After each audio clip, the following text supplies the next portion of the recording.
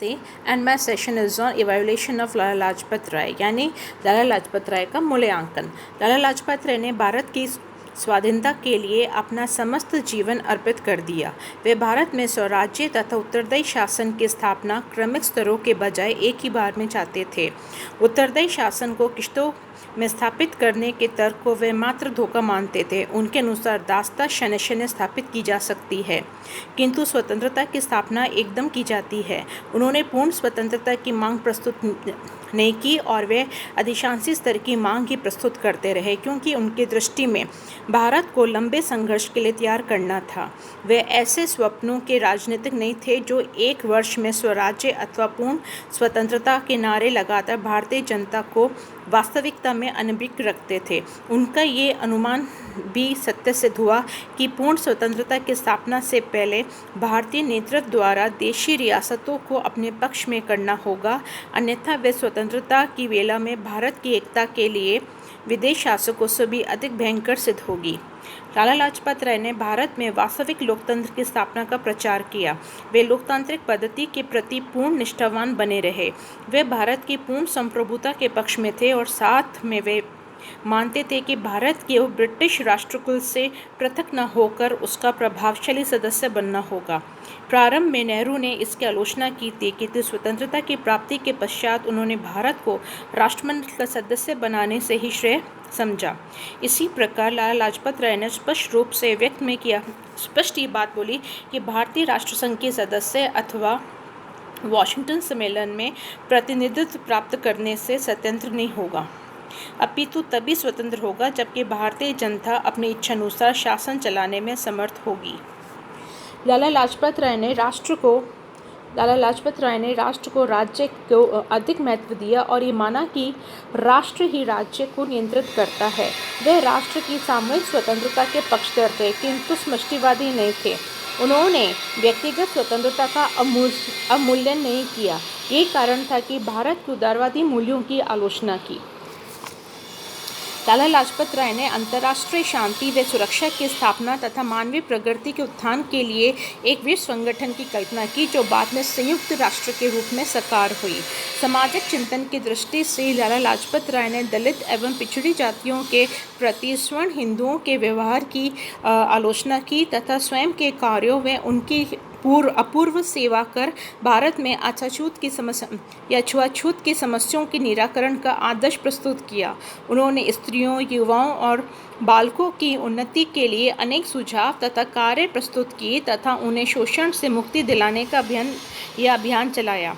आर्य समाज के समाज सुधार कार्यों की बागडोर संभाल कर लाला लाजपत राय ने देश में व्याप्त अनेक कुरीतियों को दूर करने का हर संभव प्रयास किया। सामाजिक न्याय तथा निर्भयता के आर्य समाजी सेनानी लाला लाजपत राय की रोमा रोला ने बहुत प्रशंसा की। यद्यपि लाला लाजपत राय ने सामान्यतः अभ्युदयवादी के रूप में अपना सामाजिक जीवन प्रारंभ किया था, किंतु विचारों की परिपक्वता के साथ वे सुधार तथा पुनरुत्थान में अद्भुत समन्वय स्थापित करने में सफल हुए। सामाजिक सुधारों के प्रति उनके विचार रूढ़िवादी अथवा संकीर्ण युक्त कदापि नहीं रहे। उग्र राष्ट्रवादी विचारक के नाते पुनरुत्थान का समर्थन करके भी लाला लाजपत राय ने सामाजिक सुधारों द्वारा समाज के समूह को लाभान्वित करने का तथा आधुनिक भारत का निर्माण करने में अपना अपूर्व योगदान दिया। भारत में आर्थिक चिंतन में भी लाला लाजपत राय का स्मृति योगदान रहा। वे साम्राज्यवाद तथा पूंजीवाद के कट्टर शत्रु थे। उन्होंने भारत में लोक कल्याणकारी राज्य की स्थापना का मार्ग प्रशस्त किया। वे भारत की निर्धनता के निवारण के लिए स्वावलंबन द्वारा भारतीय विदेशी उद्योगों की स्थापना के पक्षपाती रहे। रूस की क्रांति के प्रथम प्रशंसक होकर भी लाला लाजपत राय ने मार्क्सवाद अथवा साम्यवाद को भारत के लिए उपयुक्त नहीं माना। वे सामाजिक एवं आर्थिक न्याय की स्थापना के पक्ष में थे। उन्होंने भारत में श्रमिक आंदोलन का नेतृत्व केवल राजनीतिक स्वार्थ के वशीभूत होकर नहीं किया। वे मानवीय आधारों पर श्रमिकों की कठिनाइयों का निवारण चाहते थे। उन्होंने वर्ग संघर्ष में विश्वास नहीं था। वे मानवतावादी समाजवादी थे और उन्हें भारत के प्रथम समाजवाद की उपमा दी गई। लाला लाजपत राय उग्रवाद एवं संविधानवाद को राष्ट्रवाद के साथ समन्वित करने वाले विचारक थे। वे गांधी जी के प्रशंसक भी थे और एक आलोचक भी।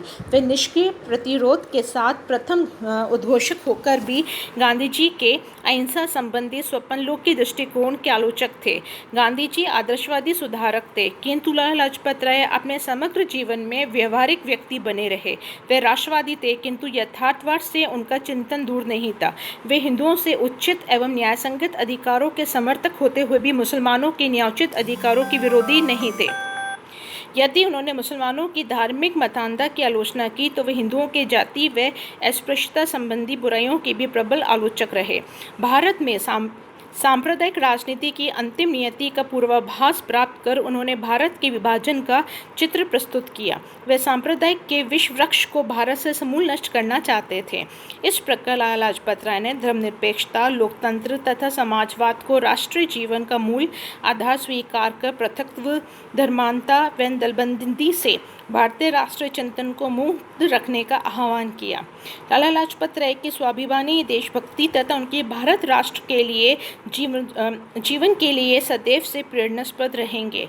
भारत माता के सच्चे लाला लाजपत राय से मिस कैथरीनी, जो मेयो द्वारा लिखित मदर इंडिया, जिसमें गांधी जी ने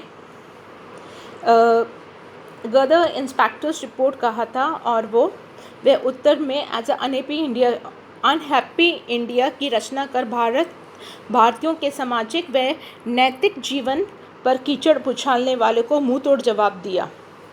लाला जी की मृत्यु पर रोमा रोला ने लिखा था कि लाला लाजपत राय ने अपनी बलिदानी भूमि पर रक्षा से पुकारा दुखी भारत, किंतु से रहता है कि सुखी भारत, जिसने दुर्बल चरित्र एवं साधारण गुणों वाले आधुनिक यूरोप की तुलना में ऐसे पवित्र भक्ति का निर्माण किया है, जिसने अपने पवित्र कोख से अनेक महापुरुषों दयानंद, विवेकानंद, गांधी तथा पंजाब के इस शहर लाला लाजपत को जन्म दिया। सुभाष चंद्र बोस के अनुसार लाला लाजपत राय कांग्रेस के अग्रणी बौद्धिक दिग्गज थे। महात्मा गांधी ने अपनी श्रद्धांजलि अर्पित करते हुए व्यक्त किया कि लाला लाजपत राय का जब देहावसान हो गया और लाला जी अमर रहे, तब तक भारत के आकाश से सूर्य देदीप्यमान है और लाला जी जैसे व्यक्ति की मृत्यु नहीं हो सकती।